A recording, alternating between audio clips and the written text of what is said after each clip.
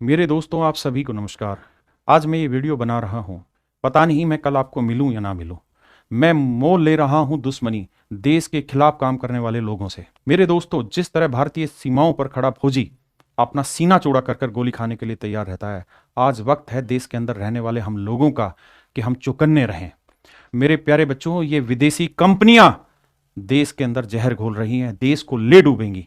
मैं आपको बता रहा हूं कैसे। आपके माँ बाप का, आपके भाई बहन का, आपके दोस्तों का रोजगार चला जाएगा अगर हम आज जिंदा नहीं हुए, अगर हम आज अपनी भारत सरकार को अपने विचार ना बता पाए।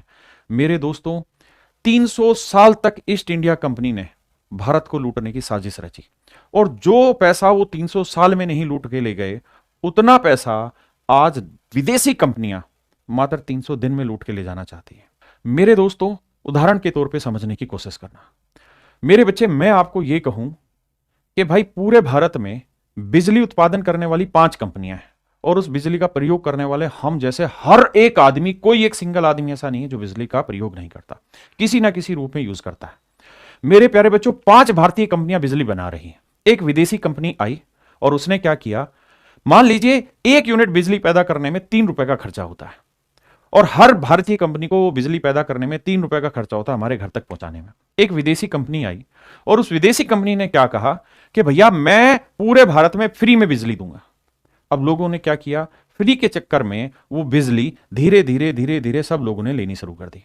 मेरे प्यारे बच्चों, फिर क्या हुआ कि जो 5 भारतीय कंपनियां थी उनका प्रॉफिट तो था ही नहीं, क्योंकि वो तो बिल्कुल ही सेवा भाव से काम कर रही थी या बिल्कुल नेक टू नेक फाइट चल रही थी। धीरे धीरे धीरे धीरे मेरे दोस्तों, वो कंपनियां बंद होती चली गई, और एक वक्त ऐसा आएगा जब पूरे भारत में बिजली केवल और केवल एक ही कंपनी से आ रही होगी, विदेशी कंपनी से। और उस दिन वो अपनी उंगली मोड़ेंगे, और मेरे प्यारे बच्चों, जो 1 यूनिट है उसकी कीमत 3 रुपए नहीं, सीधा 300 रुपए ले जाएंगे। आपकी औकात ही नहीं है कि आप उसके अगले आने वाले 10 साल तक आप उस इंफ्रास्ट्रक्चर को दोबारा तैयार करें। मेरे प्यारे बच्चों, यही काम गूगल प्ले स्टोर कर रहा है। मेरे दोस्त, आपको जो भी सर्विस मिल रही है ऑनलाइन, उन सारी सर्विसेज पे गूगल प्ले स्टोर ने लगभग 30% चार्ज लगा दिया है। उदाहरण के तौर पे समझाऊं तो मेरे दोस्तों, एक टीचर जो किसी ऑनलाइन प्लेटफॉर्म को बनाता है और उस ऑनलाइन प्लेटफॉर्म के थ्रू अपने बच्चों तक एजुकेशन प्रोवाइड कराता है, उसको कितना खर्चा लगता है, ऐप बनाना कितना बड़ा स्ट्रगल है, उसके बाद उसको अपना पूरा स्टाफ बैठाना पड़ता है, कंटेंट तैयार करना पड़ता है, फिर सारी जाके व्यवस्थाएं तैयार होती हैं, और फिर मेरे प्यारे बच्चों, वो अपने बच्चों तक, भारत के ही बच्चों तक एजुकेशन दे पाता है। मान लीजिए वो एजुकेशन देने में उसको 100 रुपए बच्चों से उसने लिए। मेरे दोस्तों, आज के समय में भारत में कोई भी ऐसा व्यापार नहीं है जहां 2, 3, 4, 5% से ऊपर का मार्जिन हो। आप जानते हैं उस 100 रुपए पर भारत सरकार 18% तो सीधा सीधा जीएसटी ले लेती है, जो कि वाजिब है, क्योंकि भारत में ही वो जीएसटी का पैसा लग रहा होता है, और बहुत सारी बुनियादी सुविधाएं हैं जो देश के लोगों को मिल रही हैं। मेरे प्यारे दोस्तों, जीएसटी फिर भी वाजिब है, हम इसका सम्मान करते हैं, और हम टाइमली जीएसटी पे करते हैं, हर एक संस्थान। मेरे दोस्तों, अगर 18% से 19% जीएसटी कर दी जाए तो मेरे बच्चों, आप जानते हो कितना बड़ा आंदोलन हो जाएगा। अगर भारतीय रेल की टिकट, यात्री टिकट, जो मुझे नहीं लगता पिछले 15-20 साल से यात्री किराया बढ़ाया गया हो, अगर वो 1 रुपया किराया बढ़ जाए तो आंदोलन हो जाते हैं। मेरे प्यारे बच्चों, सोचो, सीधा सीधा एक कंपनी आए और वो ये कहे कि रेलवे की टिकट जो अभी 5 रुपए की थी वो सीधा 5,000 की होगी, क्या होगा? मेरे प्यारे बच्चों, गूगल प्ले स्टोर यही कह रहा है कि मैं सिर्फ आपको ऐप रखने की तो जगह दे रहा हूं, और मेरा कोई यूज नहीं उसके अंदर। मैं आपको ना सर्वर की कोस्टिंग दे रहा हूं, ना कुछ और कहानी कर रहा हूं, ना मैं तुम्हें ऐप बनाने में कोई मदद कर रहा हूं। गूगल प्ले स्टोर कहता है कि भाई 100 रुपए अगर तुम बच्चे से ले रहे हो तो 30 रुपए तो मुझे चाहिए किसी भी रूप में, लगभग 30 रुपए मुझे चाहिए। सर किस नाम के?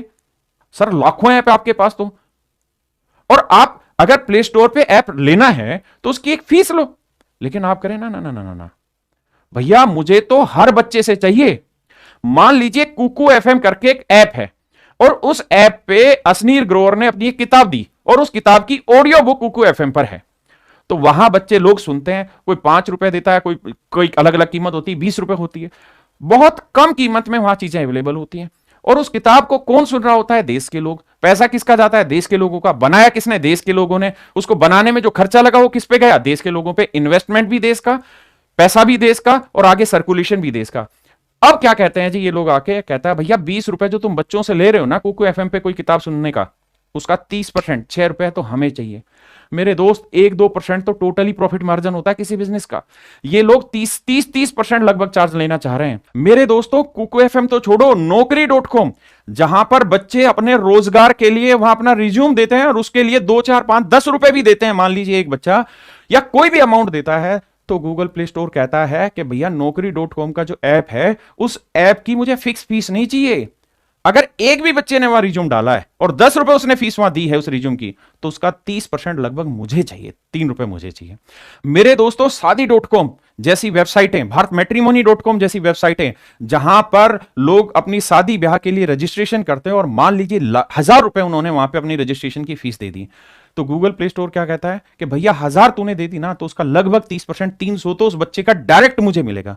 सरकार को उस 1000 रुपए का जा रहा है 180 रुपए जीएसटी के रूप में, जो 180 कहां लगना है, देश में ही लगना है, देश की ग्रोथ में ही लगना है। उसी पैसे के दम पे ही तो मोदी जी कह रहे हैं मैं इस देश का विकास करूंगा और 5 ट्रिलियन इकोनॉमी बनाऊंगा। अरे सर, 5 ट्रिलियन इकोनॉमी तो देश के ही काम आएगी, देश का भला ही होगा, लेकिन ये तो 18% का लगभग आप देख लीजिए, 2.25 गुना पैसा तो विदेशी कंपनियां एक ही दिन में उड़ाना चाह रही हैं। ये 300 साल ईस्ट इंडिया कंपनी की तरह पैसा लूटने का इंतजार नहीं करना चाहते, ये तो 3 सेकंड में उड़ाना चाहते हैं मेरे भाई। और मेरे साथ क्या होगा इस वीडियो के बाद मुझे भी नहीं पता, मैं रहूंगा नहीं रहूंगा मुझे नहीं पता, लेकिन आप रहिएगा, ये देश रहिएगा, तो आगे हम जैसे और भी खड़े होंगे। मेरे दोस्त, ये एग्जैक्टली ईस्ट इंडिया कंपनी की तरह काम कर रहे हैं मेरे भाई। 30% चार्जेस का कोई लॉजिक नहीं है कहीं से कहीं तक। आप एक प्ले स्टोर पे ऐप ही तो रख रहे हैं मेरे दोस्तों। जो एंड्रॉयड मोबाइल है, उस एंड्रॉयड मोबाइल का एक बेसिक फीचर है क्या? Google play store. हर आदमी के मोबाइल में है गूगल प्ले स्टोर। यह एक किस्म का नशा किया गया, अवैध व्यापार किया गया कि हर आदमी के फोन में गूगल प्ले स्टोर रख दिया। अब आ जाओ मेरे दोस्तों, यह मकड़ जंजाल इतना नहीं है, बहुत गहरा है। ईस्ट इंडिया कंपनी जो थी ना, उसने 300 साल लगाए थे भारत को लूटने के लिए मेरे बच्चे। ये सोने की चिड़िया थी। आज इतने सालों बाद, सरकारों के कामों के बाद, इतनी देश की समृद्धि हुई है कि हमारी मां बहनों के गले में सोने के मंगलसूत्र आए हैं। कहां सोने की चिड़िया से सोने के मंगलसूत्र पहनने लगे हैं। ये कंपनियां 1 सेकंड में उतार के भगाना चाहती हैं, 1 सेकंड में उतारना चाहती हैं मेरे दोस्त। मेरे हाथ कांप रहे हैं मेरे भाई, आप समझ नहीं पा रहे हैं कितना बड़ा काम हो रहा है। आप जानते हैं, बांटो और राज करो, वो नीति अपनाई ईस्ट इंडिया कंपनी ने। सभी एप्स पर, सभी सर्विस प्रोवाइडर पर एक साथ आंख बंद करके 30% चार्ज नहीं लगाया, सेलेक्टिव, कि कुछ पे लगाओ, धीरे धीरे उन्हें दबाओ, फिर अगलों को पकड़ो, फिर दबाओ, फिर अगलों को पकड़ो। और मेरे दोस्त, वो लोग ही उस गुलामी के जिम्मेदार हैं। जब भारत को गुलाम किया गया था तो एक साथ पूरे देश को गुलाम नहीं किया गया, गांवों को गुलाम करने में बहुत साल लगे।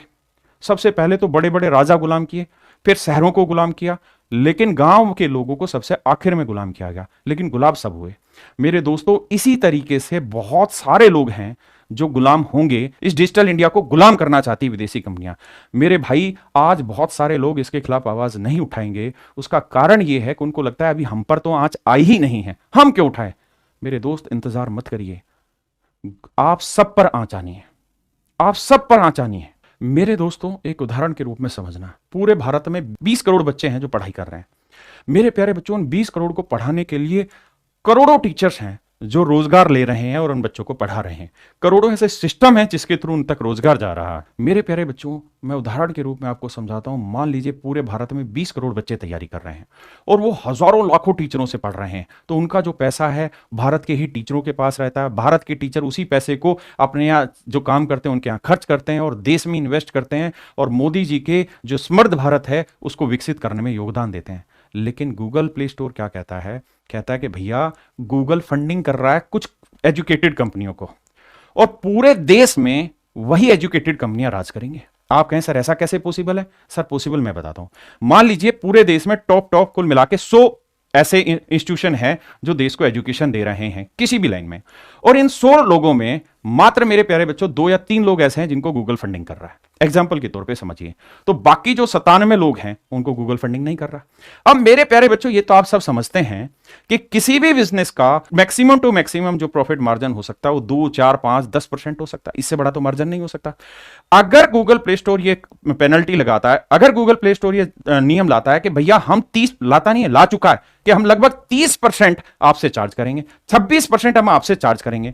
तो सर, जिस कंपनी का, जिस इंस्टीट्यूशन का प्रॉफिट ही 2, 4, 5, 10% है, उससे 30% अगर गूगल प्ले स्टोर लेगा और अगर वो नहीं मिलेंगे, तो आपने अखबारों में पढ़ लिया कि 10 एप्स प्ले स्टोर से हटा दिए गए, तो क्या होगा? धीरे धीरे वो कंपनियां बंद होंगी। मेरे प्यारे बच्चों, 100 की आमदनी होगी, 150 का खर्चा, तो सोचिए 98 आमदनी, खर्चा रुपया, कैसे गुजारा होगा? धीरे धीरे वो 97 कंपनियां बंद होती चली जाएंगी, और जो 3 कंपनियां जिनको गूगल की तरफ से फंडिंग है, वो क्या करेंगी? सिर्फ वही चलेंगी। मेरे प्यारे बच्चों, इनको गली के बच्चों का ही पैसा नहीं लेना है, इनको मोहल्ले के बच्चों का पैसा नहीं लेना है, इनको गांव और कस्बों का पैसा नहीं लेना है, इनको तो शहरों का भी से पैसा नहीं लेना, इनको तो पूरे देश का पैसा लेना है, और एकदम से लेना है।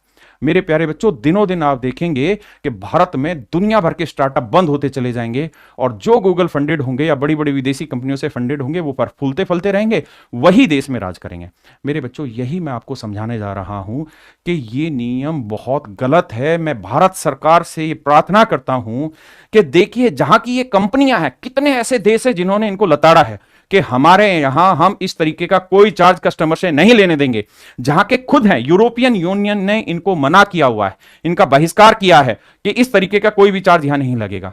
मेरे दोस्त, हिंदुस्तान के गरीबों पे क्यों लगे? हिंदुस्तान ने अभी तो चलना शुरू किया और अभी पकड़ना शुरू कर दिया। कोविड की महामारी के बाद डिजिटल इंडिया हुआ, पूरे देश के बच्चे उस चीज में जुट गए, इंजीनियर जुट गए, एप्स जुट गए, पूरा डिजिटल इंडिया कर दिया। और अब क्या हुआ?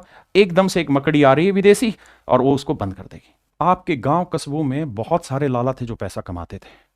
मेरे बच्चे, लाला शब्द का मतलब किसी जाति से नहीं, लाला शब्द का मतलब होता था व्यापार करने से। वो पैसा कमाते थे, वहीं के लोगों को रोजगार देते थे, वहीं पैसा इन्वेस्ट करते थे, फिर रोजगार देते थे, फिर कमाते थे, और इसी जद्दोजहद में लगे रहते थे। और वो जो कमाई होती थी, वो देश की कमाई होती थी, देश के काम आती थी। मेरे प्यारे बच्चों, आप देख रहे होंगे कि इस तंत्र के द्वारा होगा क्या? ये लाला खत्म हो जाएंगे। एक ही लाला बचेगा, गूगल। एक ही लाला बचेगा, गूगल। उसके टक्कर का कोई लाला नहीं होगा। मेरे दोस्तों, ये वक्त है अपने आप को जानने का, अपने आप को जागने का। अगर हम आज नहीं समझे तो कभी नहीं समझ पाएंगे। मेरे दोस्तों, मेरी सरकार से प्रार्थना है, कम से कम एजुकेशन को तो बचाओ सर, इन विदेशी कंपनियों से बचाइए सर।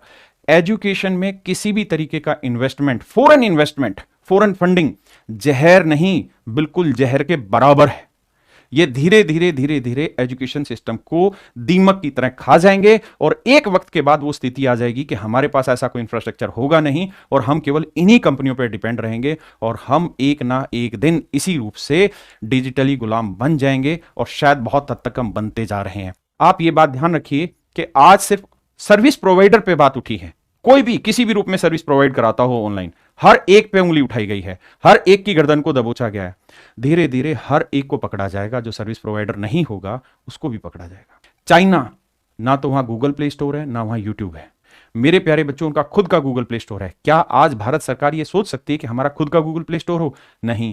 क्यों? क्योंकि उस प्रक्रिया को तैयार करने में काफी टाइम लगेगा, और उतने टाइम तक तो ये ऐसा बंधन बांधेंगे कि कुछ बचेगा ही नहीं। देश के अंदर हम सबको बहुत चौकन्ना होने की जरूरत है इन चीजों से।